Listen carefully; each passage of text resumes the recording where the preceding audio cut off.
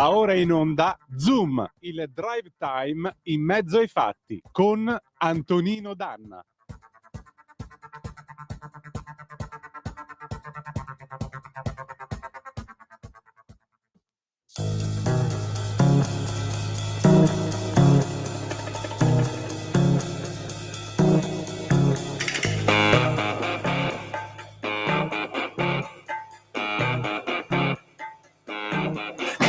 Joke, I'd like to buy the world a token, teach the world to sing in perfect harmony, and teach the world to snuff the fires and the liars. Hey, I know it's just a song, but it's fast for the recipe. This is a love attack. I know it out, but it's back. It's just like any fat, it retracts before impact.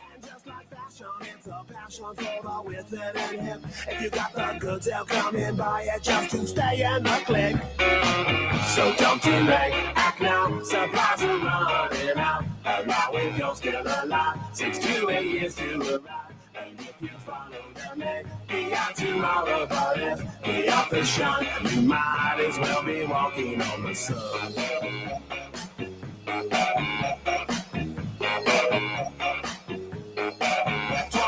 Years ago, they spoke out and they broke out of recession and oppression, and together they took and they poked out with guitars around a bonfire, just singing and clapping. Man, what the hell happened? Guess someone spelled out, some were hellbound, some they fell down, and some got back up and fought back against the meltdown. And their kids were hippie chicks, all hypocrites, because fashion is smashing the true meaning of it. So don't delay, act now, supplies are running out. Allow if you're still alive, 6 to 8 years to arrive. And if you follow them, be out tomorrow. But if the author's shine, you might as well be walking on the sun.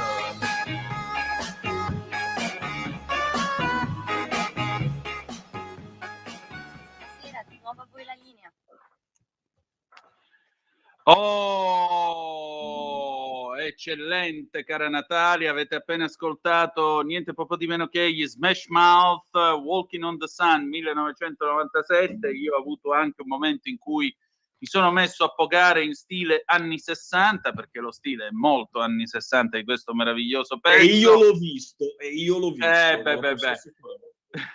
Sono le 18, 14 minuti e 22 secondi sulle magiche onde di Radio Libertà. Questo è sempre Chilometro Zoom, Antonino Danna, Lorenzo Viviani, ma soprattutto abbiamo il grande Vonti, Fabio Passaponti. Poi c'è nel sottofondo, è un blues. Tratta un blues.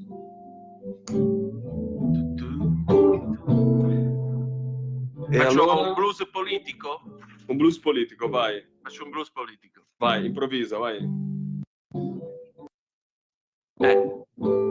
E vai.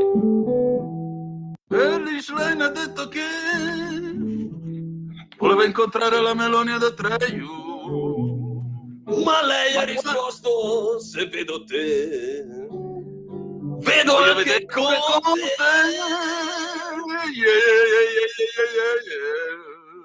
Oh. Allora lei ha detto: non vengo, non ha presa per culo. E Giorgia le ha detto: fuck you keep boy, che mi diffutta mia, perché lei è della Garbatella ma parla anche calabrese. Time out, maestro, time out. Qua siamo andati su. Qua è già sei andato nella parte dopo te. Con il ministro giapponese. Sì, ma l'avete vista la foto di lei che incontra Sanae Takaishi, signori?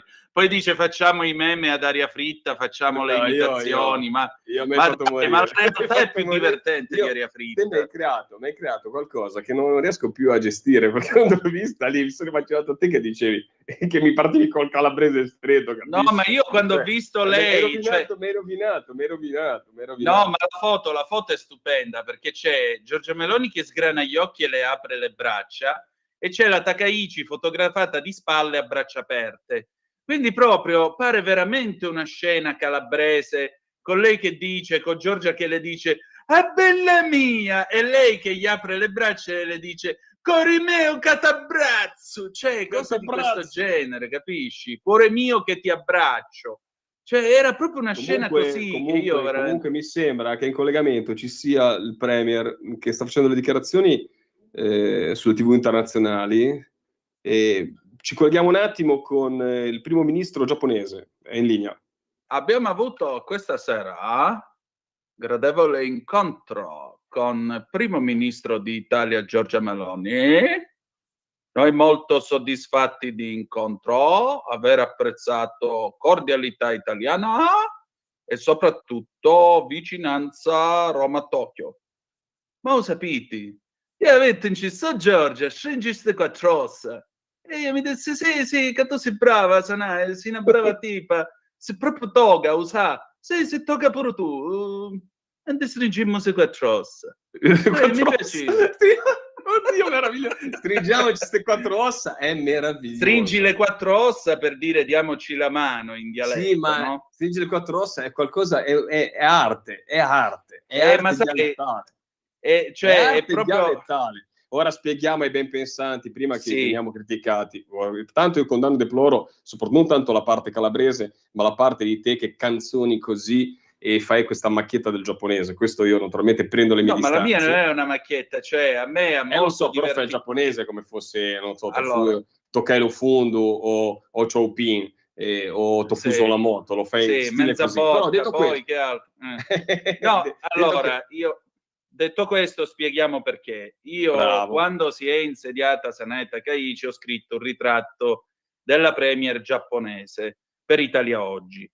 Nel compulsare ovviamente i quotidiani giapponesi per farmi un po' un'idea di chi fosse lei, ho trovato un editoriale sul Japan Times, quindi lo potete tranquillamente verificare, non vi sto dicendo, non mi sto inventando niente, e infatti poi l'ho scritto su Italia Oggi. Cioè lei ha questa particolare abitudine, ne ha due di particolari abitudini. Quando lei parla in pubblico o in Parlamento, modula la voce, quindi improvvisamente lei può alzare la voce come a cantare oppure abbassarla che non si sente, cioè così, che già a me, io quando ho letto quella cosa, va bene. È tipo riposseduta, no? Cos'è tipo? Sì, ti dico, ma io già lì ho detto guarda che personaggio che t'hanno partorito questi qui. Ma poi la cosa che più mi ha esaltato, e lì proprio è scattata la cosa che ho detto no, deve entrare dentro Aria Fritta, perché il Japan Times, torno a ripetere, ha scritto che lei ha la particolarità che quando si esprime nei discorsi parlamentari oppure davanti a tutti, scusate, smette di parlare giapponese per cominciare a parlare in dialetto Kansa, che è un dialetto del Giappone meridionale.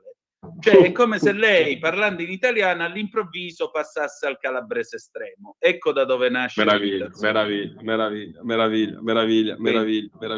no, non c'è ma niente. lo segnalo a un collega molto più bravo di me a fare le imitazioni, che è Rosario Fiorello, però siccome io l'ho sentito alla pennicanza quando ha imitato Sanae Takaichi, Rosario, con tutto il rispetto, che poi tu sei legata ad Augusta, pure io lo sono legato, perché mio nonno era in servizio alla base della Marina Militare lì ad Augusta, quando tuo papà era nella finanza.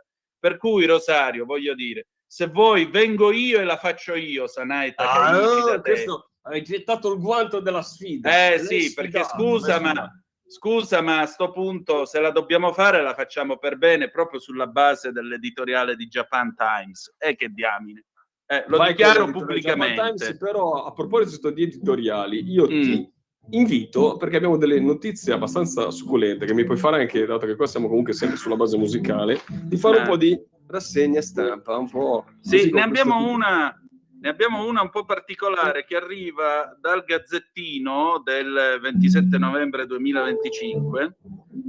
I produttori delle barbatelle, la UE ci blocca, si va in Cina. Vivai cooperativi di Rauscedo, la UE ci blocca, apriamo in Cina. Il direttore tecnico della realtà friulana leader mondiale della produzione di barbatelle rischiamo di perdere mercati d'export, contatti col governo di Pechino per produrre lì. Quando uno legge una cosa del genere gli viene il dispiacere, perché è un pezzo di Italia che stiamo regalando a quelle barbattelle, per ricordarlo ai nostri ascoltatori. Le barbattelle sono alla base, diciamo, della nostra, cioè, quando dalla barbattella nasce la vite che poi ti darà, insomma, quindi figuratevi quando te ti ritrovi a dover essere lì, che la ditta si sposta, c'è una sconfitta enorme per la nostra Italia e anche per l'Europa, però mi sembra che qua qualche sconfitta ce le vogliono, insomma, danno un po' fastidio queste realtà grosse.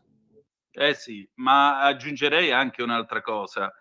A me spiace perché appunto delle eccellenze italiane che dovrebbero essere tutelate in ogni modo, poi sul più bello pigliano e se ne vanno in Cina perché non è più possibile lavorare grazie all'Unione Europea.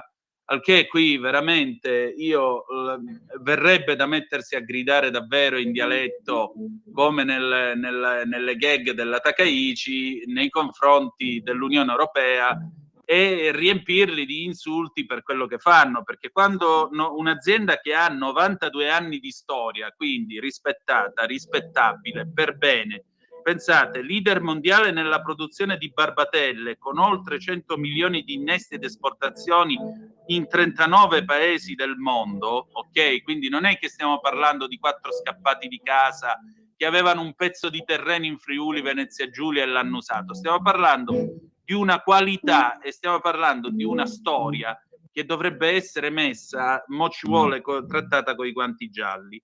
Bene, l'entusiasmo viene meno quando VCR guarda alla Cina, ma anche ad altri paesi extra UE, come opportunità per allocare una quota di produzione per essere in grado di reagire con velocità a problemi di mercato a fronte di una inaccettabile, aggiungiamo noi, lentezza dell'UE. VCR, ha spiegato Yuri Zambon, che è il direttore tecnico commerciale dei vivai cooperativi di Rauscedo Pordenone, produce un prodotto deperibile e questo è oggettivamente un limite e comporta il fatto che se non riusciamo a venderlo all'interno dell'annata agraria lo dobbiamo distruggere. Nel momento in cui si dovessero verificare tensioni con un paese estero, come è accaduto col Marocco, che decide di bloccare le importazioni per problemi la reattività dell'UE nell'andare azione è talmente lenta che noi oggi, a 20 mesi di distanza, non abbiamo ancora ricevuto una risposta. Ecco, questo è un bel modo per sminchiare 92 anni di qualità e di serietà e di prodotto italiano. C'è una telefonata, Lorenzo. Vai con la telefonata, poi parliamo di legge sulle forre alimentari. Pronto, chi è? Ciao, sono Marco D'Amanto, e Viviani. Che si dice? Lorenzo Viviani. Allora, io credo che nulla mai accade per caso. Ho letto un paio di giorni fa su scenarieconomici.it che l'Unione Europea ha aumentato i fondi da dare agli agricoltori francesi per non coltivare la vite. L'Unione Europea sappiamo che da molti anni si mostra molto più attenta all'Islam che alle radici cristiane dell'Europa. Voi sapete meglio di me, Lorenzo mi sembra che abbia fatto anche il parlamentare europeo, e c'erano dei manifesti dove si parlava di libertà con una bella ragazza con il velo islamico in testa. Quindi tipica manifestazione di libertà. Non ti sto dicendo balle, Antonino, lo so, l'ho visto e come. Io non ho fatto il parlamentare europeo, ho fatto il parlamentare, diciamo, sono stato parlamentare, un deputato italiano, però sì, hai ragione, l'ho visto anch'io assolutamente, che poi è l'assurdità, perdonatemi, e ora divaghiamo, ma 30 secondi con il nostro amico Marco, cioè è tutto questo, in tutti questi giorni in cui c'è stato giustamente condanne, il 25 novembre, tutti abbiamo preso coscienza ed è giusto sicuramente fare dei passi avanti, facciamoci tutti mia colpa di questo mondo, perché si può sempre migliorare ed evitare che succedano delle cose allucinanti che purtroppo sono cronaca dei mesi, degli anni passati e dei giorni passati anche purtroppo, però nessuno parla all'interno dei consigli comunali, all'interno di quando si fanno queste mozioni, queste giornate, di queste donne. Io ce l'ho in giro per la strada, perché sono anche molti dipendenti di aziende italiane che vengono qua, che camminano dietro al marito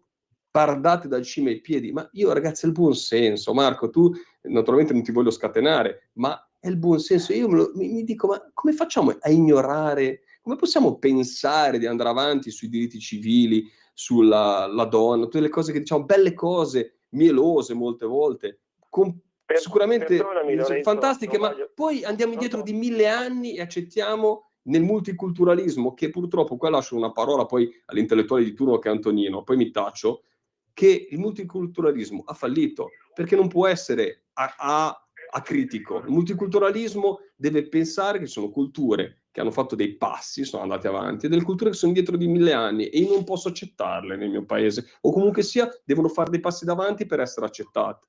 Mi taccio. Perdonami Lorenzo, io sono intervenuto cercando di stare in tema, perché allora se vogliamo divagare su tutto quello che... Ragazzi, però io ho ancora 3 minuti.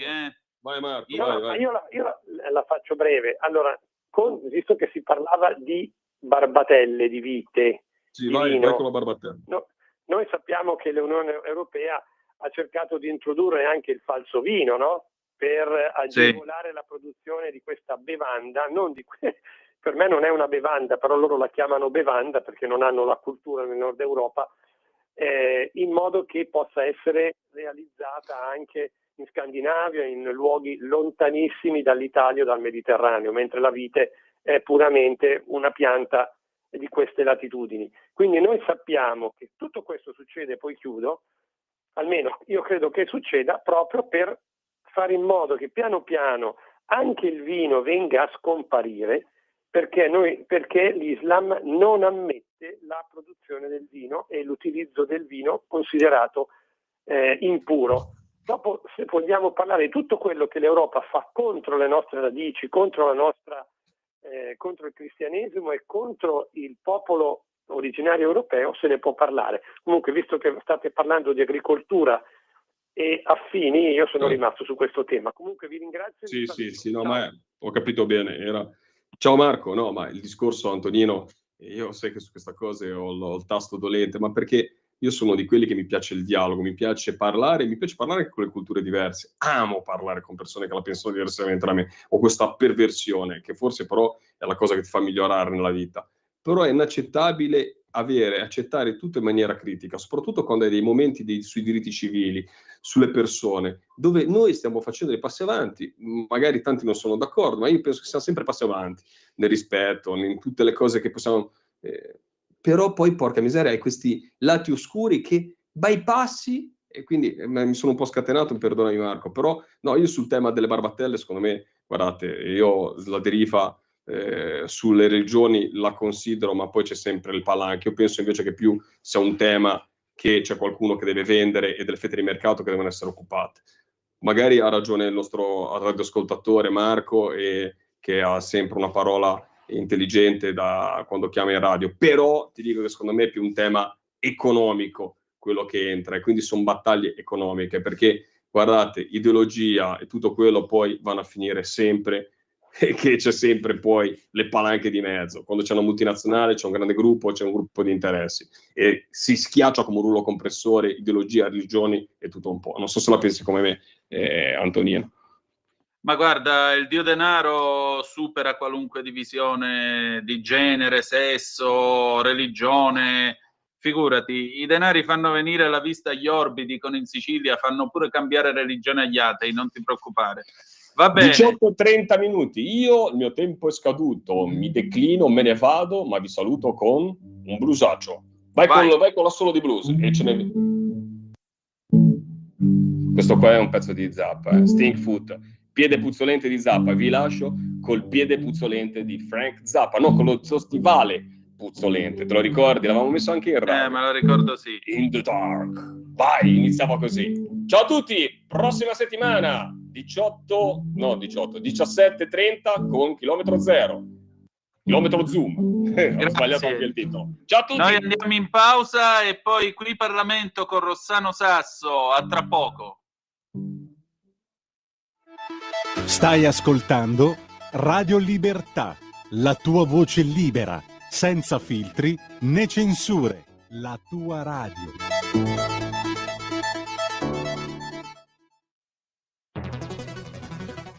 giorno migliaia di notizie ci raccontano i fatti che accadono in Italia e ogni giorno c'è una voce fuori dal coro. Quotidiano di Sicilia, il quotidiano d'Italia. L'informazione che ribalta i luoghi comuni, una vera visione dei fatti. L'Italia vista da sud. Ogni siciliano che vive in Italia e nel mondo è una risorsa, è protagonista della crescita della nostra nazione. Dai forza alla crescita della nostra isola, abbonandoti al QDS digitale più archivio a soli 99 euro annuo. Quotidiano di Sicilia, il quotidiano d'Italia, una scelta di valore. Lo amiamo perché ci offre sempre le cose più buone e naturali. Linea Alberto Acerbis! Se qualcuno a Natale, ciao amici e ciao a tutti, buona mattina, buon pomeriggio, sono Alberto Acerbis. Se qualcuno a Natale dice porco cane, sì, la Letizia non ne abbiamo già, siamo già quasi verso la fine, ve lo dico perché insomma, permettetemi, dopo 35 anni che sono nel mondo dell'olio con qualche migliaio di famiglie, cioè noi sono numero chiuso, Letizia 59 euro, ve ne ho parlato, una confezione bellissima, ma però io devo fare il regalo al Sordo Tour, perché il Sordo Tour voglio qualcosa di straordinario, allora fai una bella cosa, chiedi informazioni per quanto riguarda la confezione che si chiama dono. Chiama 030 68 40 408, tu non vuoi sbattimenti, hai ragione, chiami qui, dici mi spieghi com'è la confezione dono, o meglio ancora vai a vederla sul sito olioacerbis.com, vai, sezione natalizia, vedi la confezione dono e capirai che tu, mentre gli altri si rompono i marron glacé a girare su tangenziale, a litigare, coppie che saltano, psicologi che devono unire le famiglie distrutte per i regali di Natale, ma hai visto che il regalo non era bello, dovevi regalare questo, te l'avevo detto, fai una bella cosa, relax 030 68 40 408 oppure tramite il nostro sito olioacerbis.com, vedi tutto, già che sei lì magari buttaci dentro qualcosa tipo 3 bottiglie di olio, 6, quello che vuoi. Ciao, alla prossima, vi voglio bene. A te la linea, Antonino. Grazie Natalia, alle 18:33 minuti e 52 secondi sulle magiche onde di Radio Libertà. Antonino Danna al microfono con voi per questa puntata numero 1089 di Chilometro Zoom, in questo venerdì 28 novembre dell'anno del Signore 2025. Il telefono è ancora aperto allo 02 9294 7222 se avete voglia di intervenire, in attesa di entrare in contatto con l'onorevole Rossano Sasso, che è un po' in ritardo per alcuni impegni, ma tra non molto sarà dei nostri per qui Parlamento, per cui diciamo che avremo modo di averlo gradito ospite. Intanto vi do le previsioni del tempo per quanto riguarda il meteo, le leggo qua dall'ADN Cronos. Sapete che oggi c'è lo sciopero dei giornalisti, quindi non c'è aggiornamento, o comunque se c'è non è regolare, riguardo alle notizie dall'Italia, ma ci sono anche notizie internazionali che tra un po' vedremo sulla BBC, che ci riguardano, perché in Ucraina è stato messo sotto inchiesta Andriy Yermak, che è il braccio destro di Zelensky. Yermak si è dimesso, ha detto che lui collaborerà con gli inquirenti, è finito nel giro delle mazzette Energoatom, il giro di corruzione, la Tangentopoli, possiamo dire, ucraina, che sta squassando la politica di Kiev, e in particolare Zelensky ha detto che ci sarà un rimpasto dell'ufficio del Presidente della Repubblica, dove Yermak era il capo ed era il suo braccio destro, uno che peraltro era riuscito a farsi odiare sia dagli americani che dai funzionari dell'Unione Europea, tant'è vero che oggi pomeriggio una fonte sentita dal Kiev Independent diceva che tutto sommato a Bruxelles ci stavano godendo non poco che lui si era levato di mezzo, perché era definito come tossico, quindi figuratevi voi quanto si era fatto volere bene questo qui. Ma adesso qui Parlamento. Qui Parlamento. Oh, bentornato all'onorevole Rossano Sasso. Come sta, onorevole? Buonasera, tutto bene?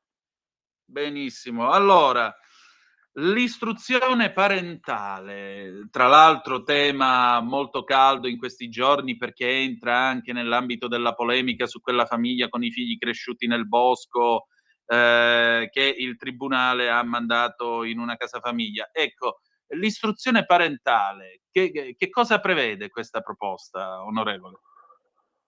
Allora, innanzitutto partiamo dal fatto di cronaca.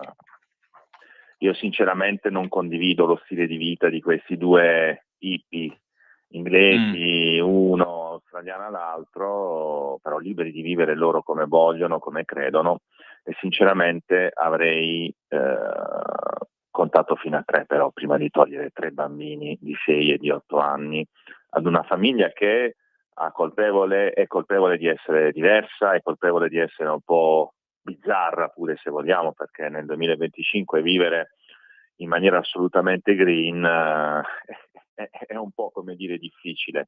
Detto questo, però, a me fa paura uno Stato che imponga il modello educativo ad una mamma e ad un papà, perché questi bambini tuttora stanno subendo dei danni psicologici e non si capisce per quale motivo, quando poi si usano 2 pesi e 2 misure con altre situazioni. Ne cito una a caso, che però riguarda migliaia di bambini, molti dei quali li vediamo agli angoli delle strade a chiedere l'elemosina o a lavare il vetro, il tergicristallo.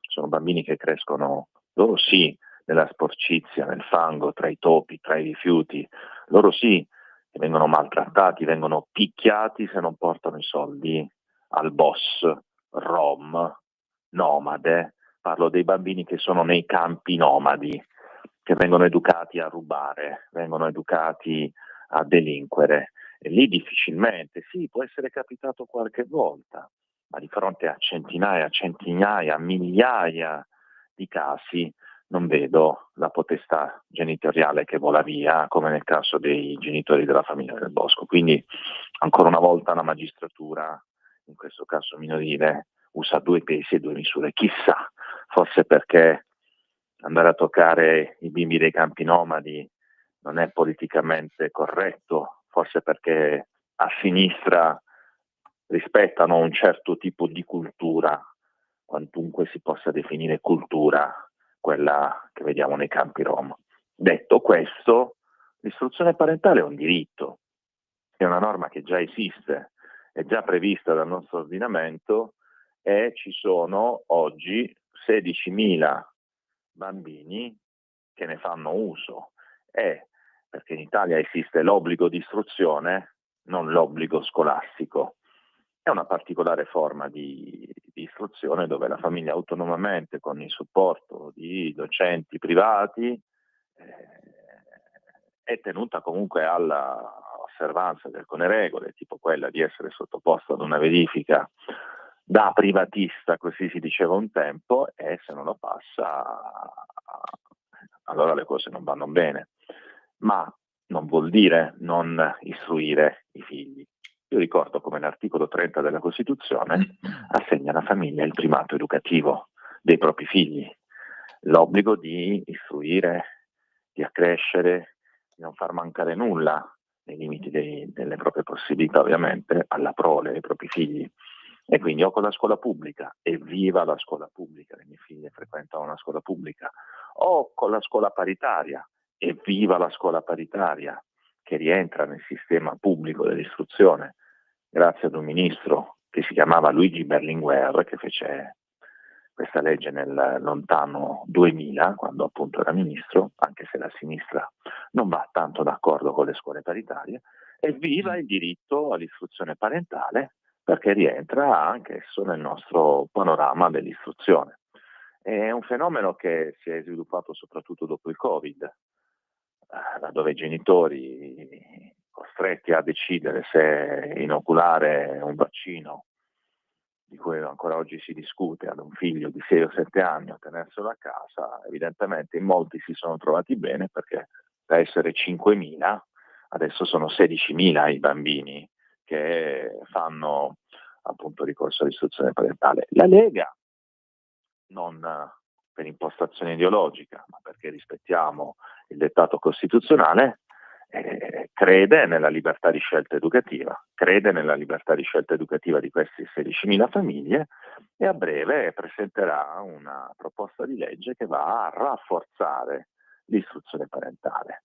Questo al di là della famiglia nel Bosco, che ovviamente ha portato all'attenzione dell'opinione pubblica il confine tra appunto la propria libertà di scegliere quale metodo educativo sia migliore per i propri figli e quello che invece ti dice il mainstream, quello che invece ti impone la magistratura o quello che magari piace a certi intellettuali da salotto televisivo. La Lega è concreta, la Lega vuole tutelare anche quelle 16.000 famiglie che hanno scelto un percorso alternativo.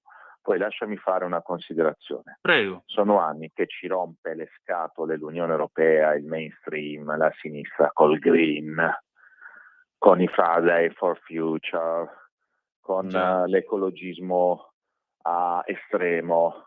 Non ho sentito nessuno di questi spendere una parola per questi due, chiamiamoli hippies, chiamiamoli alternativi, chiamiamoli, di sicuro non sono leghisti, di sicuro non sono conservatori, di sicuro non sono patrioti. Non ho sentito nessuno della sinistra ecologista prendere le difese di queste persone che sono coerenti con il proprio credo. Non ho sentito nessuno di quegli eco-imbecilli che fanno i blocchi stradali contro lo smog nel mondo, sul gran raccordo anulare di Roma, che poi lo fanno triplicare lo smog facendo i blocchi stradali. Non ho sentito nessuno di questi prendere le parti di questi due poveri cristi. Addirittura al papà è stato negata la possibilità di stare con i figli, poi non si capisce perché queste discriminazioni colpiscano sempre noi uomini. Alla mamma sì, è stato consentito di stare nello stesso immobile, ma di non poterci dormire insieme. Ecco. Provassero a fare una cosa del genere in un campo nomade. Io sarei disponibile anche ad accompagnarli, i magistrati del Tribunale dei Minori o gli assistenti sociali, perché lì non ci vanno quasi mai. Cosa c'è? Timore? Non credo, c'è la forza pubblica. O forse non si vuol dar fastidio a certi ambienti della sinistra che quasi giustificano questo stile di vita perché è la loro cultura. Ecco, questa vicenda da un lato ci ha consegnato una fotografia sull'istruzione parentale che va tutelata e la Lega a brevissimo presenterà una proposta di legge, dall'altro lato, qualora non ce ne fosse ulteriormente bisogno, ha fotografato il doppio pesismo di certa magistratura che appunto apre gli occhi su una famiglia che educa i figli a vivere nella natura, ma chiude tutti e due gli occhi quando si tratta di dire ai signori rom di non picchiare i propri bambini se non portano i soldi a casa con il racket dell'elemosina oppure con i piccoli furti. Aggiungerei anche un'altra cosa, perché si è parlato dei rom, ma un esempio più semplice: 20 anni fa mia madre ha insegnato 38 anni nella scuola italiana. 20 anni fa ha avuto alle medie un ragazzino cinese, ragazzino che era veramente bravo a scuola. Quando è arrivato alla terza media, doveva fare l'esame di terza media, e allora che cosa farai dopo la terza media? Ti iscriverai al liceo? No, io non vado da nessuna parte. Perché? Perché i miei hanno deciso che io devo andare a lavorare nel negozio. Io ho finito con la scuola. Cioè, e la Costituzione dice che i capaci e i meritevoli hanno diritto di arrivare agli alti gradi degli studi. Quindi, come vedete, ci sono culture per le quali la scuola o comunque determinati obblighi di istruzione non rientrano o rientrano solo fino a un certo livello nelle loro vite o nelle cose che devono fare. Io la trovo un'imposizione orribile a un ragazzino che è bravo a scuola dirgli: no, tu ora basta e te ne vai a lavorare in negozio insieme con noi. Mi ricorda tanto l'inizio di Padre Padrone di Gavino Ledda, quando Gavino viene sottratto alla scuola elementare perché il padre se lo vuole portare a fare il pastore. Sì, qui siamo alle citazioni molto belle. Sì, ce ne sarebbero tanti, Come ce no? ne sarebbero tanti di casi. Il punto è che si sono accaniti su questa storia e chi lo sa perché poi sono successe altre cose particolari.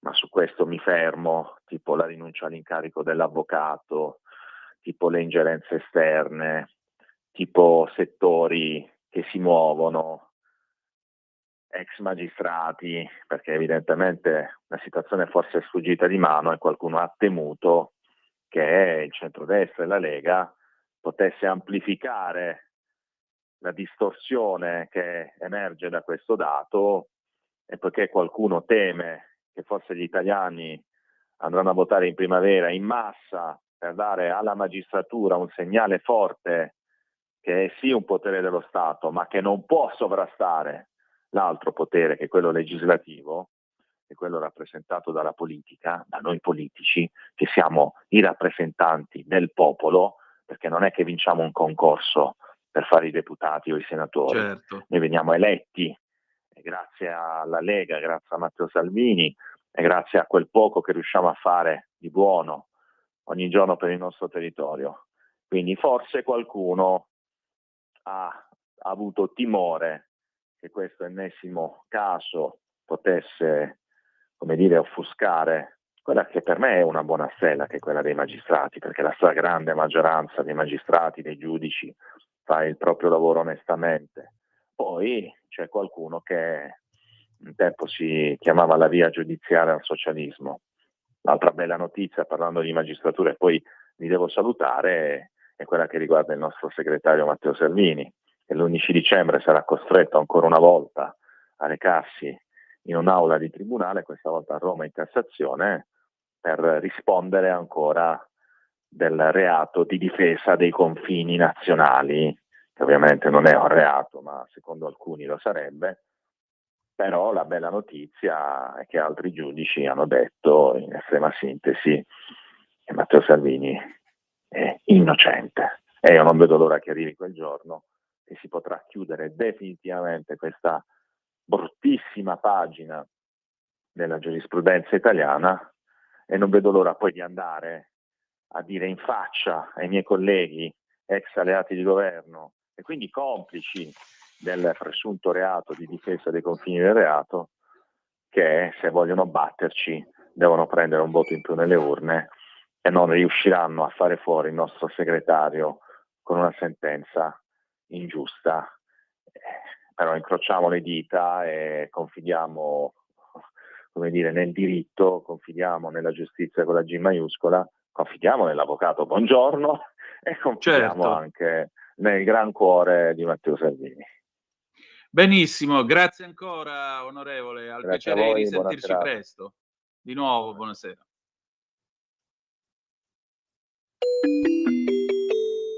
Qui Parlamento. Bene, adesso sono le 18:49:30. Io ringrazio l'onorevole Rossano Sasso per la sua cortesia e la sua disponibilità, ma adesso vi porto, questa settimana Maddalena Baldini non c'è, ma abbiamo un'altra gradita ospite che è Laura De Luca, giornalista, ex caporedattrice di Radio Vaticana, nonché scrittrice, ma soprattutto lei è la figlia di un gigante del fumetto italiano, Gianni De Luca. E allora, la prossima settimana ci sarà un evento al quale vi potete iscrivere. Se andate sulla pagina Facebook della radio trovate la locandina e lo vedrete anche nel filmato che tra poco vi manderemo in onda, per poter partecipare all'incontro allo studio di Gianni De Luca per parlare di fumetto, per apprezzare questa forma d'arte che è anche una forma di cultura. Natalia, vai pure. Dai. E allora, questa sera io ho il piacere di ritrovare una cara collega, valente collega, già caporedattrice di Radio Vaticana, più volte nostra gradita ospite, ha anche condotto un programma in occasione della Festa della Donna, è Laura De Luca, che ringrazio, è anche una scrittrice, oltre che una giornalista, e in particolare lei porta avanti l'eredità culturale e la memoria di suo padre Gianni De Luca, che è stato uno dei grandi del fumetto italiano. E vi voglio fare vedere questa locandina per questo evento il 5 dicembre prossimo allo studio di Gianni De Luca, Conversazioni sul fumetto 2, perché questo è già il secondo appuntamento, il fumetto a teatro con Federico Mele, Renato Giordano, Emiliano Lamanna, partecipazione di Stefano Santarelli. mostra temporanea di studi preparatori da Macbeth di Federico Mele, tavole da Amleto di Gianni De Luca. Questo a via Angelina Marciano 4 e poi se vi volete prenotare allo studio @giannideluca.net. Senti, ma come mai ti è venuta questa idea appunto di appuntamenti allo studio? Intanto ancora ben trovata.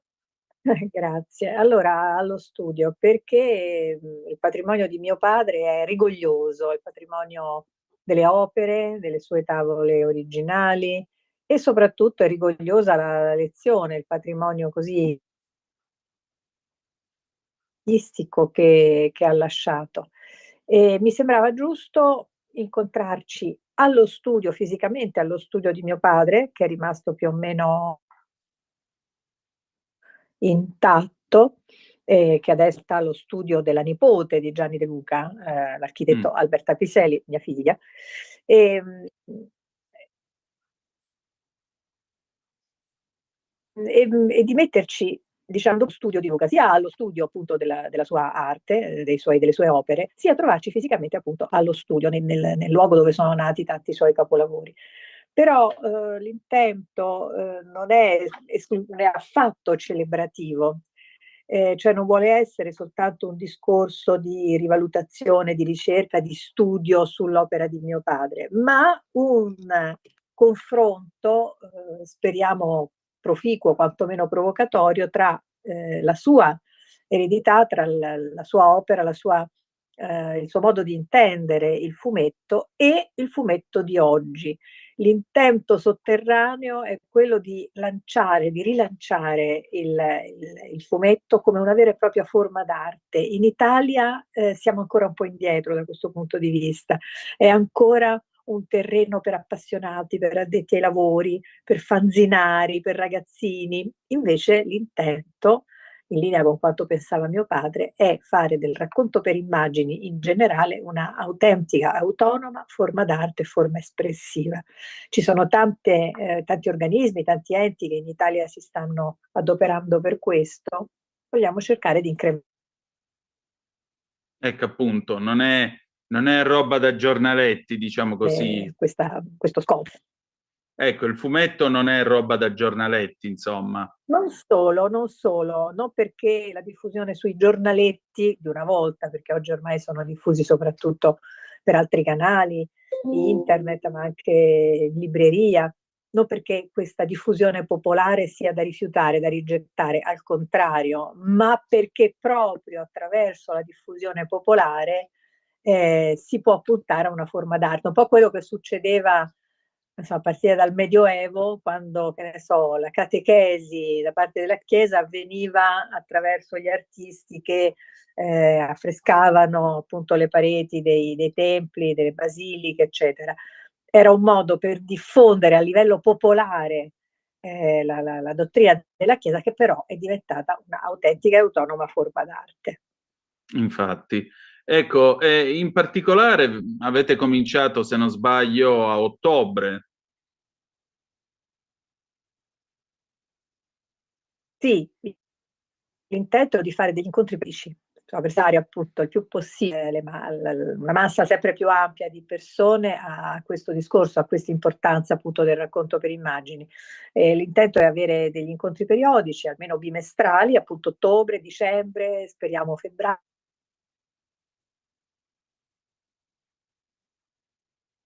Ogni volta lanciando un tema diverso, il fumetto storico, perché le prime storie a fumetti che hanno fatto epoca, soprattutto da noi in Italia, avevano questo scopo sotterraneo, didattico, no? Quello di insegnare la storia attraverso un mezzo particolarmente gradito ai ragazzi. E mio padre stesso ha iniziato la sua carriera con tanti cineromanzi il mondo degli antichi egizi, Atlantide, gli Etruschi.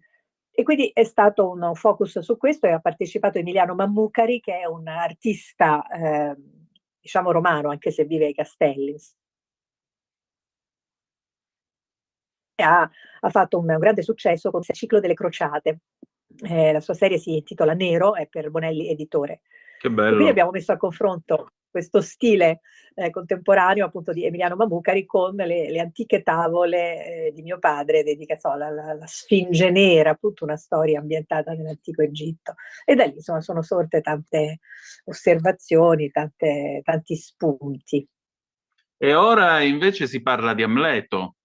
Ora si parla inevitabilmente del fumetto che va a teatro, perché mio padre è noto soprattutto per questa trilogia, cosiddetta trilogia shakespeariana, questa versione appunto a fumetti di Amleto, Romeo e Giulietta e La Tempesta, nella quale trilogia, dicono gli esperti, non lo dico io, mio padre ha radicalmente rivoluzionato il linguaggio del fumetto, emancipando il racconto per immagini dalla classica scansione a vignette, ma offrendo una visione a tavola unica proprio dell'azione teatrale, quindi rincorrendo un po' anche l'emozione del palcoscenico, no? Con il movimento dei personaggi sulla scena.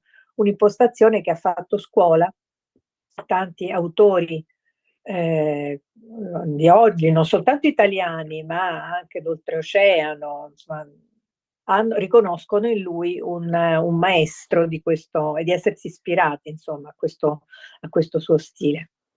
Ecco, appunto, tra l'altro io sto parlando con la modella che ha posato come Giulietta per Romeo e Giulietta, quindi Sì, già che ci siamo. Una cinquantina d'anni fa. Vabbè, non l'ho capito io, onore al merito, insomma. A me non mi ha chiesto nessuno di posare per Amleto, quindi voglio dire.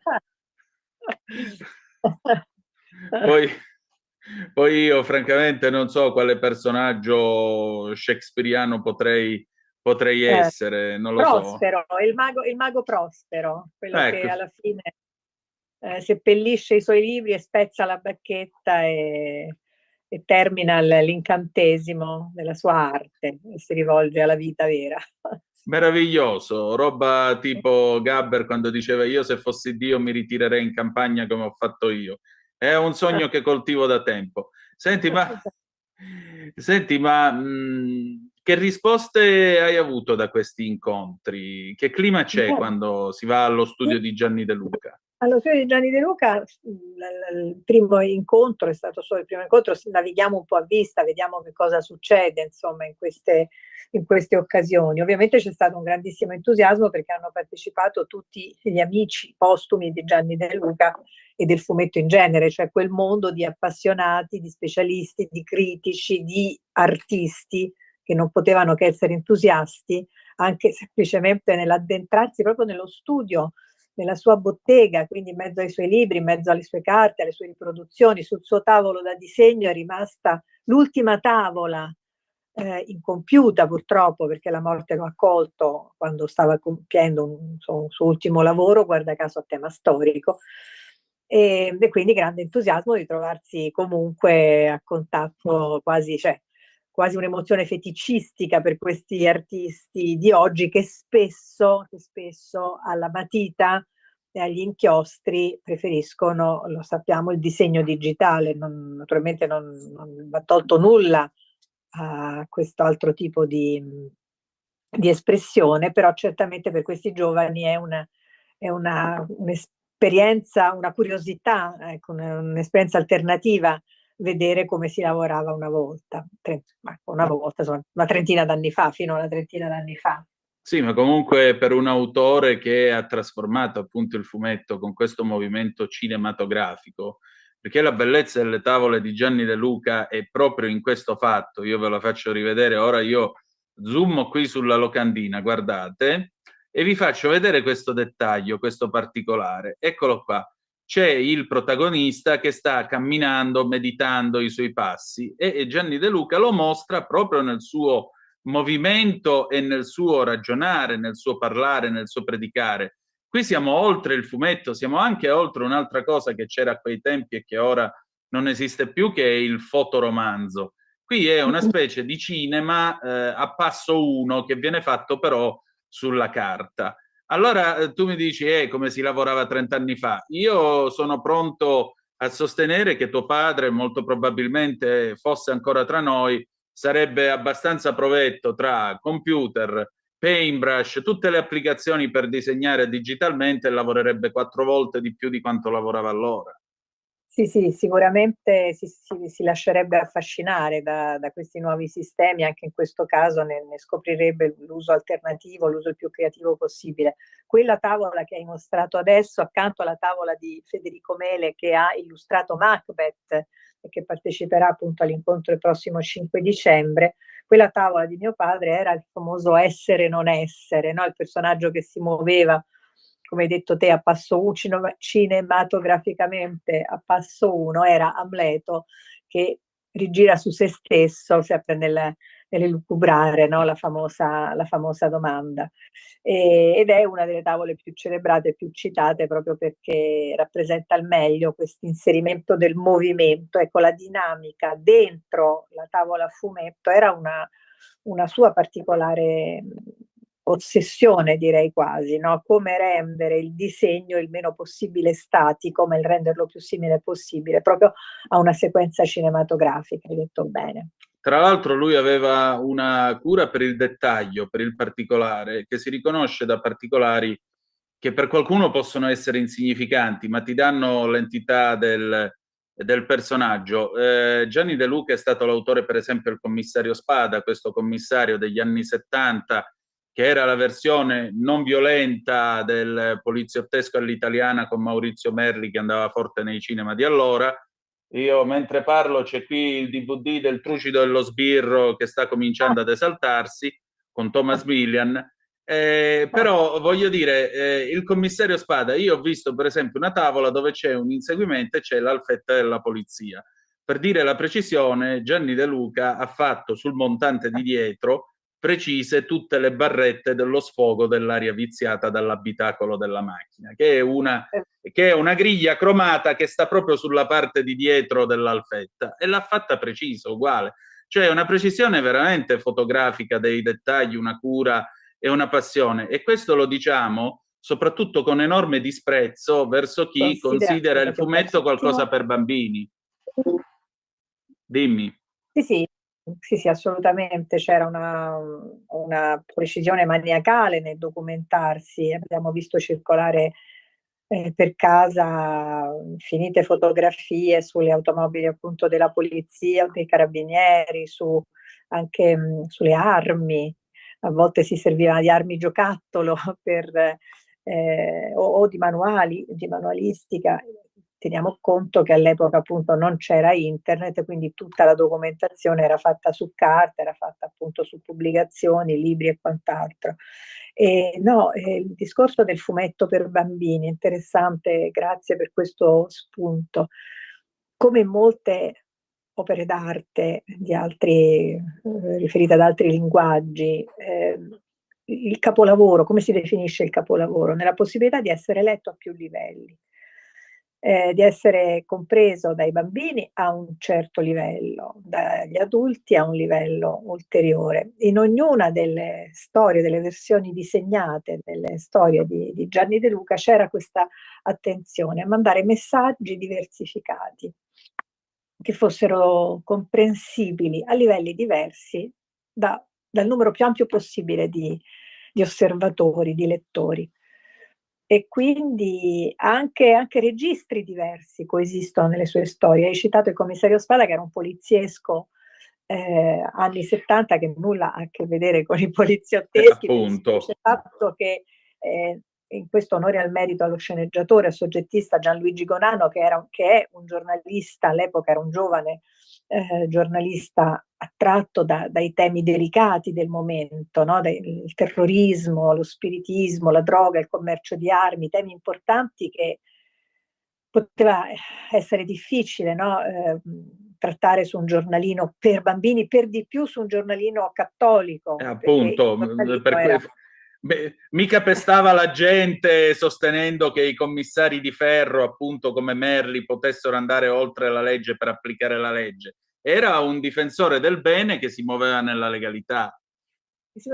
delle Gaitai aveva a che fare con, ripeto, con i grandi temi d'attualità di quel decennio, no? Così agitato, così controverso, quindi questo veramente onore al soggettista. Bene, mio padre ha tradotto questa tensione di quel decennio, quindi si potrebbe pensare a un ciclo appunto un poliziesco all'italiana, drammatico, però per tornare al discorso dei livelli, non mancavano sempre notazioni ironiche, notazioni spiritose, per cui nei comprimari c'era sempre la macchietta, la caricatura che ne so, del vecchio usciere di polizia con la pancia che stava magari sbocconcellandosi un panino, quindi c'è sempre questo controcanto, no? Questa compresenza di registri, di letture, di messaggi diversi.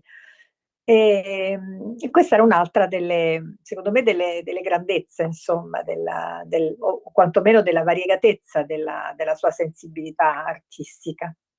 Laura, nessuno che io sappia, che io ricordi, insomma, frequentando un pochino il fumetto, soprattutto quello bonelliano, ma nessuno che io sappia ha poi tentato questa idea cinematografica di disegno che faceva tuo padre. Eppure è una cosa che è ancora avanti, persino in pieno XXI secolo. Secondo te c'è ancora... Quanto altro può dire ancora Gianni De Luca alla scuola del fumetto di oggi? No, è una delle domande che ci facciamo in questa serie di incontri, che ti ripeto, la prima volta hanno avuto gran successo perché perché questo incontro ha raccolto, come ti dicevo, appassionati, colleghi, disegnatori, critici, eccetera, quindi non poteva non suscitare interesse. Uno degli scopi di questi incontri è scoprire quanto questa eredità sia ancora attuale, e l'altro scopo è quello di estendere, di ampliare l'interesse, come ti dicevo, per il fumetto anche ad altri strati di popolazione, che non sia esclusivamente quella appunto addetta ai lavori o appassionata del genere. Sulla sua attualità, come già ti avevo detto, artisti universalmente riconosciuti fuori dall'Italia come Franchino, Bill Sienkiewicz hanno proprio espressamente dichiarato il loro debito, insomma, artistico a mio padre. E l'altra tavola che hai inquadrato, il manifesto che hai inquadrato prima, la tavola in blu, ecco, la tavola in blu è un preciso omaggio a mio padre. Sì, infatti si muove. Ecco, anche lì c'è il movimento del personaggio, quella è una tavola del Macbeth, appunto, di Federico Mele, e come vedi c'è proprio un'espressa citazione per ammissione sua stessa, insomma, dell'autore stesso, è un omaggio proprio dichiarato. Sì, anche Quindi, per i chiaroscuri, è molto deluchiana questa cosa. E quindi, insomma, anzi, guarda, c'è un artista di cui non mi ricordo il nome, mi è stato segnalato, un artista americano con una striscia di ambientazione urbana, una storia che si svolge in una strada di città, dove viene anche lì usato la stessa tecnica del passo 1, insomma, della successione dei personaggi in una stessa tavola, in una stessa striscia. Ripeto, paesaggio urbano americano, ci troviamo, c'è un cartello, ci troviamo in De Luca Street. Guarda caso. Guarda caso, guarda caso. Beh, dalla più profonda Calabria fino a De Luca Street in America. Quindi ha ragione Rino Gattuso quando dice che il calabrese è una classe che il resto del mondo se la sogna, c'è poco da fare. Senti, detto da un calabrese, non possiamo ma tuo padre era calabrese, per cui qua giochiamo in casa. Detto da te, certo. Senti, allora, per concludere, quando ci si ritrova, vediamo un po', il 5 di dicembre, e chi vuole partecipare può mandare una mail allo studio @giannideluca.net, oppure se vuole essere presente può farlo anche attraverso Zoom, https://bit.ly/allo studio di Gianni De Luca 2, tutto attaccato. Lo studio di Gianni De Luca è in via Angelina Marsciano 4 in quel di Roma. Diamo anche il telefono per chi vuole prenotarsi per telefono, 338 4177 859. Senti, ma alla fine di queste esperienze tu ti ritrovi, diciamo così, mi viene in mente Marina Viola quando ha scritto il libro Mio padre è stato anche Beppe Viola, dice è stato come riportarlo in vita. Ma tu un pochino lo ritrovi tuo padre girato l'angolo appena arrivi in corridoio, dice adesso esce dalla porta. Guarda, So che è una domanda un po' personale, mi scuso se ho ci mancherebbe. l'ardire. Fai sempre delle domande molto motivate, molto profonde, sempre generatrici di idee, di spunti, quindi ti ringrazio infinitamente. Prego. Mio padre non è mai morto, questa è la grande possibilità, ecco, ho passato un gatto, Sì. è il grande potere dell'artista.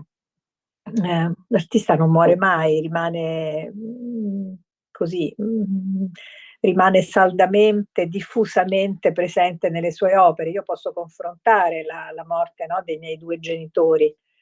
Mia mamma, non lo so, rimane nelle polpette di tonno, rimane nella pizza margherita. Mio padre rimane più, ecco, però quello, diciamo, sono ricordi, sono sapori, sono cose che rimangono per me. Mio padre rimane per più persone, quindi posso dire che non sia mai morto. Quindi non ho bisogno di trovarlo. Ecco, questa mi sembra una bellissima risposta. E veniamo invece ai tuoi impegni. Andiamo avanti con le tue belle interviste impossibili. Sì, perché non ne scrivi tu una? Io ne stavo scrivendo una, ce l'ho da parte. Don Lollò e Zidima. Ah già, mi avevi detto, è vero. Avevo è vero. cominciato a scriverla e che ora non sto avendo tempo, ma la scriverò, la completerò. Però ti ricordo che una delle regole dell'intervista impossibile è che il personaggio intervistato sia universalmente noto, sia un personaggio di cui tutti possono avere una qualche, anche sia pur vaga nozione. Proprio Don Lollò e Zidima, dalla Giara di Pirandello. Sì, insomma, io farei, sono dei personaggi, invece Pirandello, un calabrese che sta Pirandello, ecco. Ma Pirandello è tosta, però.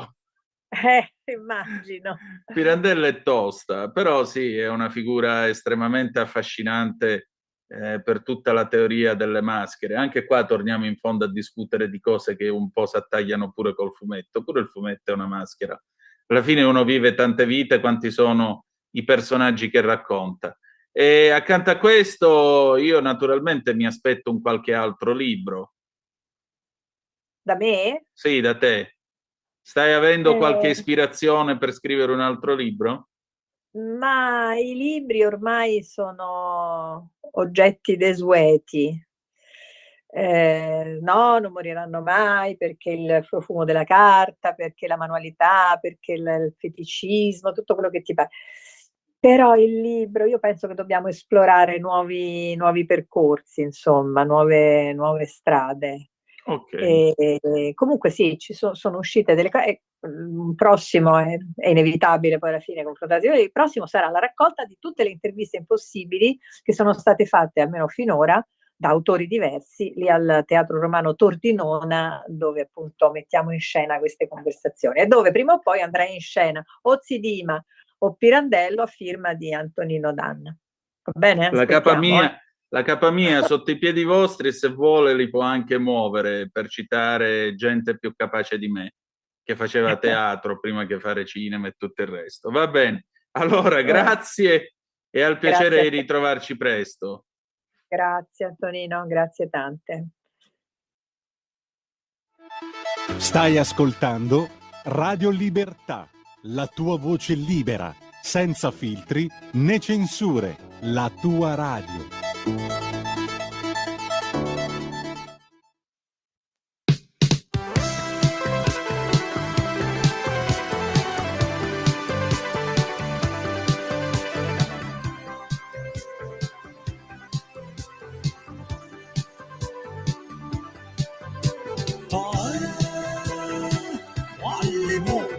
قايدين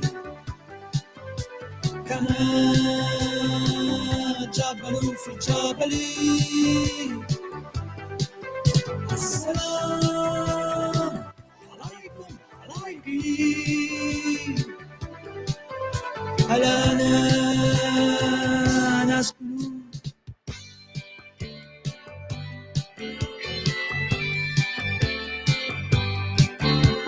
La mia classe fu allevata con il latte di una capra e del pane di frumento. A quei tempi per divertimento non avevano inventato il telegiornale. Quando ero più giovane credevo che esistesse libertà. Cala, Wallimo, Coyedi, Cana. في جبلين السلام عليكم عليكم على ناس كلهم.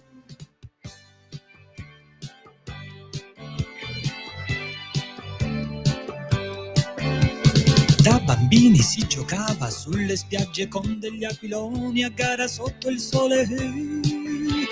Mentre guardavamo il mio salire verso l'alto, preoccupati che non si sciupasse, la mia parte assente si identificava con l'umidità.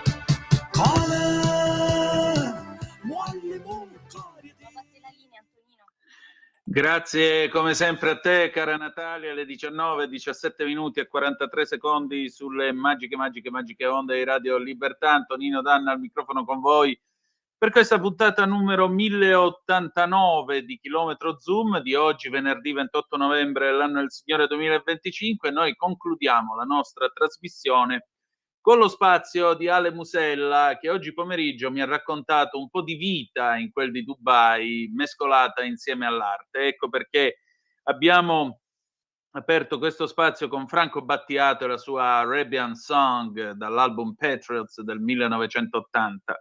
E allora, buon ascolto con Ale Musella e poi ci saluteremo con Cassius Toop Toop del 2006.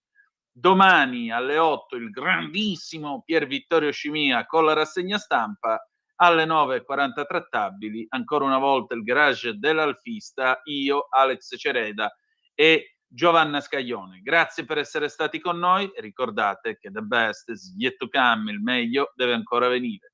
Vi ha parlato Antonino Danna, buonasera. E allora io voglio ringraziare anche questo venerdì il nostro Ale Musella che ci porta nel mondo dell'arte in quel di Dubai, dove si trova da un paio di settimane e quindi il suo è un interessante valore aggiunto, aggiungerei. Intanto come stai Ale? Grazie ancora per il tuo tempo. Allora, benissimo, devo dire che sono molto soddisfatto.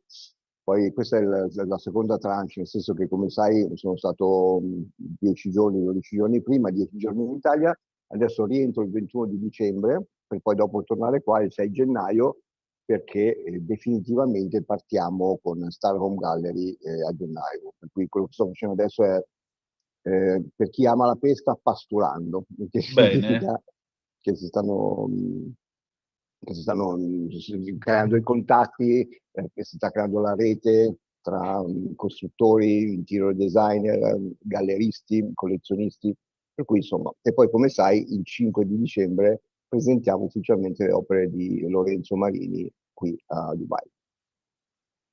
Tu mi hai mandato delle fotografie che intanto io sto proiettando appunto per i nostri spettatori attraverso il canale video, ma naturalmente lo diciamo pure per chi ci sta seguendo via radio.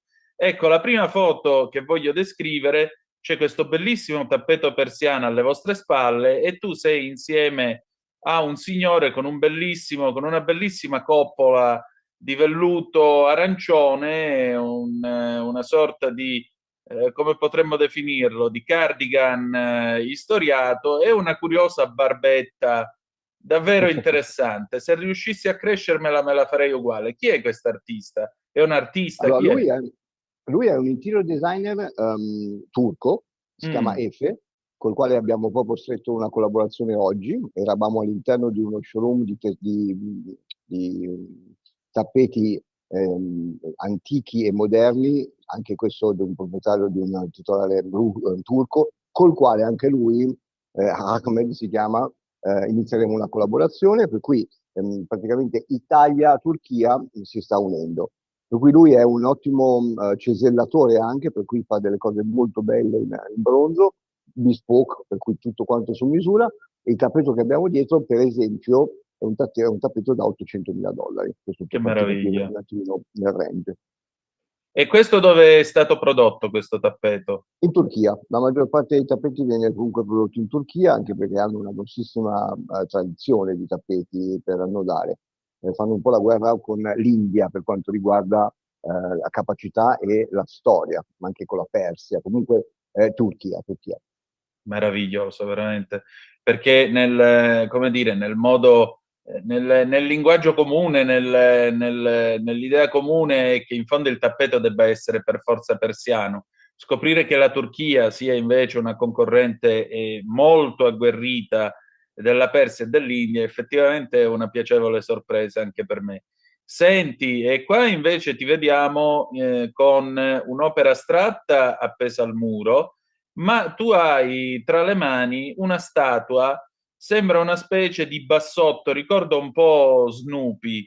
Il tuo è blu metallizzato, quel bel blu che usava, sembra quel blu misano che usa l'Alfa Romeo. E poi ce n'è un altro invece tutto dorato. Come mai Sì. questi due cagnolini? Allora, questo qua si chiama Blue Dog perché nasce ed è stato fatto da Sergei Gaulia, che è un artista che ho intervistato ieri nel secondo podcast, perché noi qua facciamo anche i podcast che poi vanno su YouTube. Adesso stiamo costruendo il tutto. Il primo l'abbiamo fatto con Lorenzo Marini qualche giorno fa, adesso avevo qua a Dubai anche Sergei, che appunto è inserito in Star Gallery, Star Home Gallery, per cui ho colto l'occasione per fare un podcast anche con lui. Lui nasce dalla musica e poi dopo ha creato questo Blue Dog, perché è nato proprio blu e poi dopo ha avuto una discrezione, si è trasformato con altri colori perché ne hanno richiesti i clienti e i collezionisti. A tutti gli effetti è un art toy, per cui esiste anche di dimensioni più grandi, è fatto in resina. Questo che ho in mano è una numerazione 1 di 50, per cui comunque ha una buona numerazione anche per i collezionisti, e in effetti rappresenta un bassotto. Sì. E il quadro dietro è sempre suo. Lui lavora sia sull'astratto che su questo pop figurativo. Io sono molto innamorato di questo cane, si chiama Blue Dog, infatti lo trovo molto carino e devo dire che tutte le persone che sono entrate in Star Home Gallery l'hanno apprezzato. Di che cosa è fatto? Ceramica, ferro? Resina. Resina. Per cui Faberglass, però l'ho detto anche ieri appunto, quando abbiamo registrato il podcast, lui prima ha disegnato, poi un gallerista gli ha detto perché non lo trasformiamo anche in una scultura? E allora lui si è messo con la plastilina, l'ha creato, per cui con le proprie mani, dopodiché hanno fatto un modello e poi dal modello, facendo le varie foto, hanno poi sviluppato il prodotto finale. Però ha usato le mani, per cui quello è un prodotto che esce dalla creatività e dalla manualità di Sergei. Quindi solo 50. Ogni anno c'è qualcosa che cambia perché vanno a serie, però sì, soltanto per colore ogni 50 e basta. Stupendo, davvero stupendo. Qui invece sei davanti a dei falchi. No, allora qua sono cosa davanti sono? delle civette. Ah, Perché sono delle civette, le civette. Esatto, qui eravamo in un altro degli Emirati, a circa 100 km da Dubai. Ero ieri sera qua, dove siamo stati invitati a una festa privata, in mezzo al deserto. Proprio in mezzo al deserto era una cosa estremamente particolare e c'erano queste civette, tra l'altro molto tranquille, sono comunque legate con la zampina perché non si sa mai, insomma, qualche rumore potrebbe spaventarle piuttosto che... E questo te l'ho voluto far mettere perché mi sono accorto che, come capita anche a Forte dei Marmi, c'è gente che viene a Forte dei Marmi e non è mai andata a Seravezza. Seravezza è a tutti gli effetti un comune che fa parte della Versilia. Seravezza, Stazzema, Forte dei Marmi e Pietrasanta. C'è gente che viene da 20 anni a Forte dei Marmi e non ha mai fatto 7 km per andare a vedere Seravezza, che è bellissima, c'è una villa medicea, ha una bella storia, c'ha il fiume che passa in mezzo.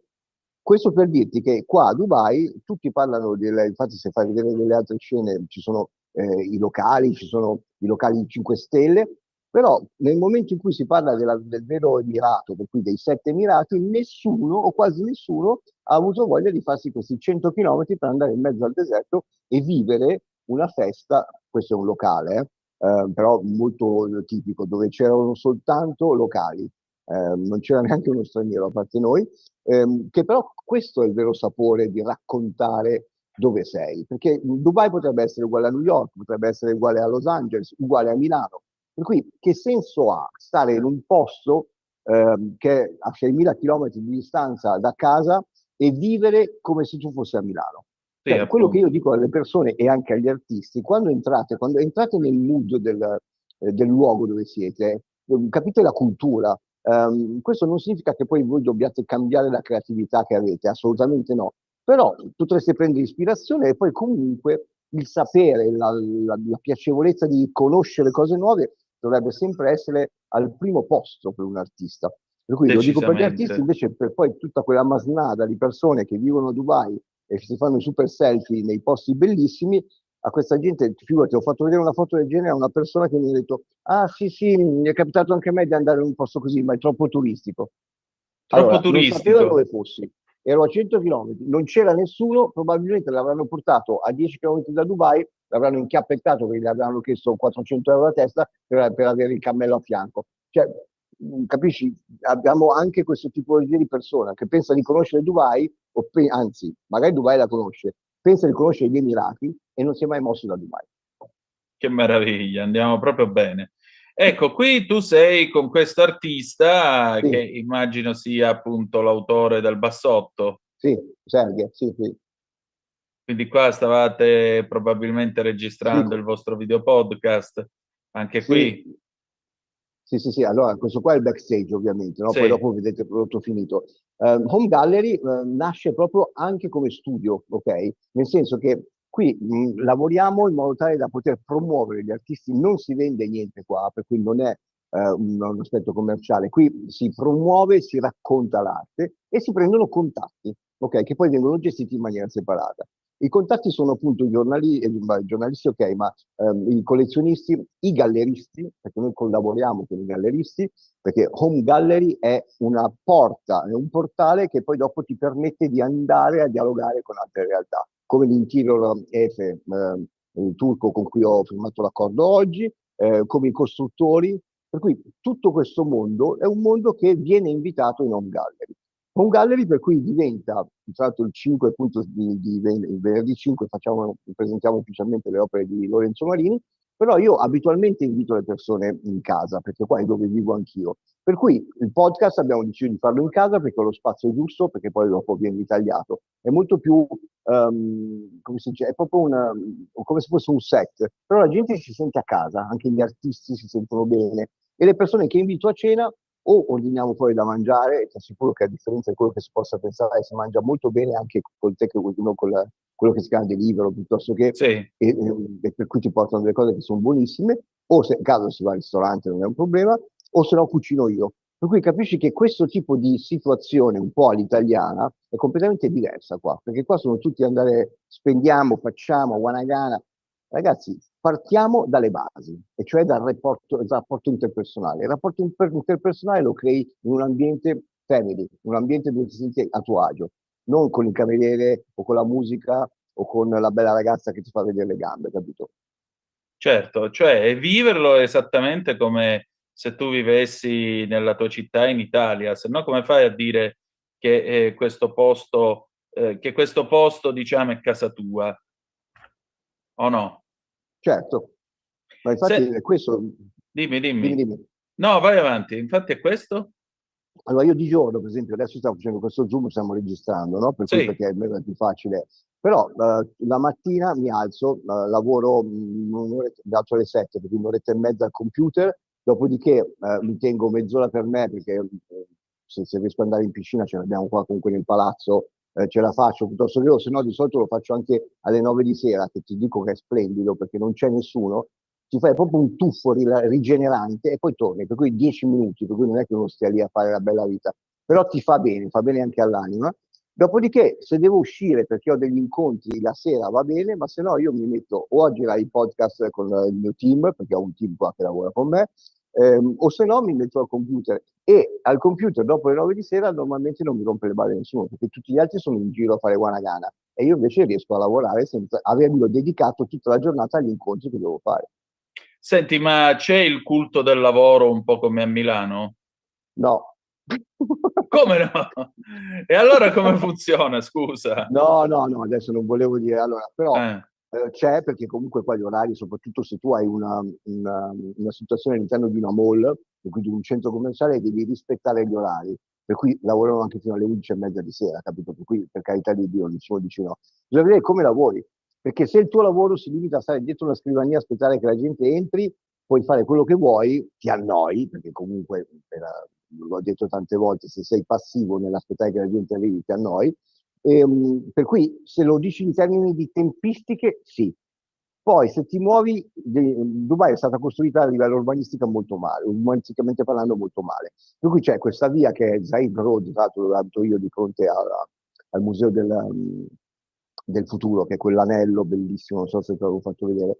Per cui ho la fortuna di avere la metropolitana davanti, la metropolitana super elevata, per cui riesco a muovermi, va sempre, cioè, come si dice, è una tangente che va sempre dritta, però riesco ad arrivare ovunque e poi quando arrivo a destinazione prendo il taxi per spostarmi e questo mi fa salvare un sacco di tempo, altrimenti rischi di passare delle ore in taxi, ma anche per fare un chilometro. Tu sai quante volte ho preso un taxi pensando di fare prima e dopo 200 metri e 20 minuti sono sceso e me la sono fatta a piedi. Questo è per Mamma dirti. mia. Per cui il tempo è importante e siccome è importante, è vero che possiamo lavorare con i telefonini, io sono sempre col telefonino in mano, però perché spenderlo in un'ora di taxi quando in metropolitana ci puoi mettere un quarto d'ora? Appunto. Capito? Per cui anche questo, la gente taxi, autista, ma se è necessario, altrimenti anche no. Questo mi sembra giusto. Senti, io vedo nelle fotografie che tu, insomma, mi sembra un ambiente maschile, ma le donne ci sono a Dubai? Allora, non è una domanda da Playboy, sia chiaro, lo diciamo per chi ci per ascolta. carità, va bene. Cioè, Allora, che società è verso le donne? Allora, le donne qua sono molto furbe, nel senso che, allora, per esempio, la mia partner per quanto riguarda l'aspetto dei media, per cui dei video e quant'altro, si può dire che è un po' appariscente, ma è di una professionalità incredibile. Cioè, nel senso, è veramente la Rottermeier, per cui alcune volte, come si dice, le apparenze ingannano. È veramente un'ottima professionista. Detto questo, quando mi capita di andare nei locali, perché mi capita, e però come vi ho sempre detto, io mezzanotte al massimo vado via, perché se devo parlare di lavoro dopo quell'ora lì, anzi mezzanotte è già tardi, anche perché io mi alzo alle 7. Quelli che fanno la nottata non so che lavoro facciano e non sono neanche i personaggi che mi interessano, perché il collezionista può anche fare le 5 del mattino, però lo capisci chi è. Quello invece goliardico che magari si vede il 4 Don Perignon, che dopo l'una di notte ti dice che ti compra il mondo e la mattina dopo non si ricorda niente, io lo lascio volentieri lì. Cioè, nel senso, vado a casa a lavorare, io sono qua per lavorare, non per divertirmi. Poi, per carità di Dio, se c'è la serata in cui mi devo divertire, non è che sono lì a dire no. Però, per carità, calmierato, per esempio, oggi è il venerdì, sono qui con te adesso perché qua sono le 6:30, dopodiché vado con Stefano, che è l'ex direttore della stessa galleria che dirigevo io, però qua a Dubai, io invece ero a Forza dei Marmi, che apre la sua nuova galleria che inaugurerà il 18 di dicembre, e vado a dargli una mano. Per cui dobbiamo mettere a posto delle cose, la gente stasera invece vieni alle 10, c'è qui là. No, io vado a dare una mano a Stefano insieme ai ragazzi che devono montare le opere, perché è così, perché io sono fatto così. Poi ti ripeto, esiste tutto. Io perché ti ho mandato le foto? Ci sono delle foto anche, mi sembra che già avete mandato abbastanza di lusso o dei locali. Cioè, Dubai è quello, ma Dubai può essere tutto quello che vuoi, o meglio, gli Emirati. Devi saper scegliere. Se ti trinceri e ti lasci soltanto trascinare dalla movida, potresti essere, come ti ho detto, in qualsiasi parte del mondo. Appunto, non avrebbe assolutamente senso. Senti, vedo dietro di te una bella opera dal sapore futurista, interrotta però da una specie di codice a barre. Di chi è? è di Lorenzo Marini. Ah, Infatti, che tra l'altro, adesso mi sposto per vedere meglio, tra eccola qua. l'altro come shape assomiglia moltissimo ad alcuni palazzi che ci sono qua. Io ho una vetrata davanti, per cui quando guardo fuori vedo un palazzo che è uguale a questo, cioè, per cui sembrano gemelli. Lui A me ha appunto ricordato è, un po' il dito di Cattelan, detto tra noi. allora, perché sì, perché sembrava Love, ti hai ricordato il Love che abbiamo Sì, di fronte alla alla borsa di borsa. Milano. La bellezza di queste opere di Lorenzo è che ovviamente hanno un valore intrinseco, comunque lì è il discorso proprio sempre della grafia, del tornare della liberazione della parola, della lettera, però sono astratte fondamentalmente. Questo potrebbe essere un 1, potrebbe essere una I, potrebbe essere oppure un dito. Per cui la bellezza dell'interpretazione, come ho sempre detto io, nel mondo dell'arte, io ti do una chiave di lettura, ma nessuno può dirti che tu sbagli a interpretare. In Perché effetti l'arte deve sembra essere anche un interpretata numero da chi 1. guarda. Capito? È vero, sembra Vedi? anche un numero 1, in effetti. Oppure se vedi un palazzo sembra se io ti tolgo queste due parti qui, senza Sì, sì, sì, questo un è un grattacielo. grattacielo, capito? Cioè, Meraviglioso. Senti, ma stasera la galleria dove vai a montare, che tipo di opere espone? allora, questa è una galleria particolare perché? Perché verrà creata all'interno di uno showroom di 600 metri di arredamento di altissimo livello. Ok? Però, Per cui, infatti, poi magari la prossima volta parliamo anche, l'abbiamo già detto, di fare attenzione all'interior design e all'arte, no? Infatti, con Stefano gli ho detto, all'interno di questi 600 metri, che sono tantissimi, devi ricrearti un ambiente più piccolo, perché altrimenti rischi di confondere il soprammobile con l'arte. Perché se magari hai un pezzo che arriva dalla Cina che costa 300 euro, che è molto carino, e a fianco hai un pezzo di un artista che costa 40.000 euro, non va bene, perché certo, molto spesso sono simili. Ovviamente se uno non entra perché vuole arte, ma vuole arredare casa, quei 40.000 euro li spendi in 2 divani magari, no? Non in un'opera d'arte. Per cui devi essere molto attento e far capire che quando entri in uno spazio ben definito di quei 600 metri si parla di arte. Allora è già una cernita, altrimenti rischi veramente di fare un po'. Però lui l'ha capito, infatti secondo me sarà un progetto che andrà molto bene e sono molto contento di dargli una mano. Per cui vedi, per me la collaborazione, molti direbbero è un tuo concorrente. Io non ho concorrenti, io ho soltanto esatto. persone con le quali posso collaborare. Tu hai degli amici molto più che altro. Ma sai, amico, io rispetto e mi piace essere rispettato. Alcune volte Sì, non capita, anche perché attenzione, qui ricordatevi che Dubai è anche pieno di famo, dimo, e poi dopo, capito, è per quello che ti dico che dopo una certa ora evitate, cioè dimenticatevi anche i biglietti da visita, perché un biglietto da visita messo in mano alla persona sbagliata potrebbe, potrebbe crearti dei problemi non da poco. Mi parlavi delle donne prima, allora sì, ci sono molte donne, molte belle donne, è inutile dire che comunque ci sono anche molte straniere, spesso sono sempre da sole. Adesso io non voglio fare discriminazione, per cui non parlo di nazionalità. È indubbio che in certi locali le donne che ti fissano, che ti puntano, non sono gratis. Ci siamo capiti?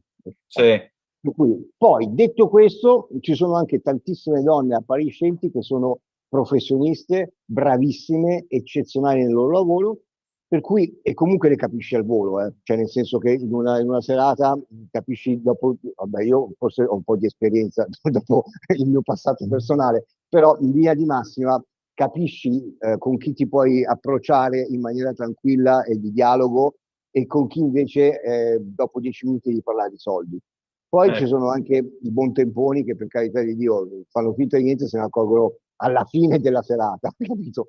Però anche, ecco, questa è una cosa, come si dice, folcloristica, è che quando mi capita di andare in questi locali, prima di andare via, io faccio, non ti dico le scommesse, ma alle persone che lascio lì gli dico questo andrà così, questo andrà così, e normalmente ci azzecco abbastanza. Per cui questo va, ecco, poi ti volevo parlare del discorso donne anche artiste. Ce ne sì, sono tante, anche locali, no? Il rischio però di alcune, ed è quello che ho sempre detto, smettetela di far vedere chiappe e culi, perché ce n'è una adesso che mi viene presentata, alcune volte mi dicono guarda c'è una mia amica che fa l'artista, e dico, va bene, vado a vedere, mezza città di fuori. Alcune sono anche bravine, però il mio discorso è sempre quello: ragazzi miei, vendete arte, fatevi 2 profili separati. Per cui queste donne qui, che poi dopo vengono lusingate, perché magari una persona per portarsela verso di sé gli compra anche un'opera, ma è fine a se stessa, perché magari spera di avere qualcos'altro. Quando Certo. tu non gli dai qualcos'altro, questo non è un collezionista, questo è uno che hai perso e va nella prossima.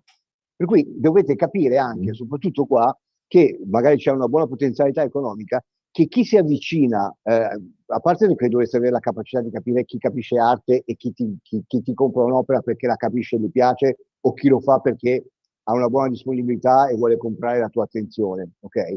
Siete grandi e vaccinate, però poi dopo a me quando vengono e fanno le finte tonte, per me guarda... Però sai, lo trovo sorprendente in un paese che, voglio dire, è islamico fino al midollo, cioè donne che hanno una libertà del genere allora, personale in una società come questa. Allora, Dubai è una Las Vegas del deserto, per cui per esempio già a Rabat, cioè dove sono andato ieri, non c'era alcol, già ad Abu Dhabi è difficile avere alcol, per cui questo è una free zone dove da sempre, anche le prime volte che sono venuto a Dubai, per cui parlo di 20 anni fa, sotto agli alberghi c'erano i night piuttosto che, ok? Perché? Perché il buon Al Maktoum, che vive sulla desalinizzazione dell'acqua e sul turismo, sa bene che comunque un minimo di libertà la deve lasciare. Poi devi essere estremamente rispettoso, per cui non pensare di uscire con la bottiglia di vino in mano, piuttosto che...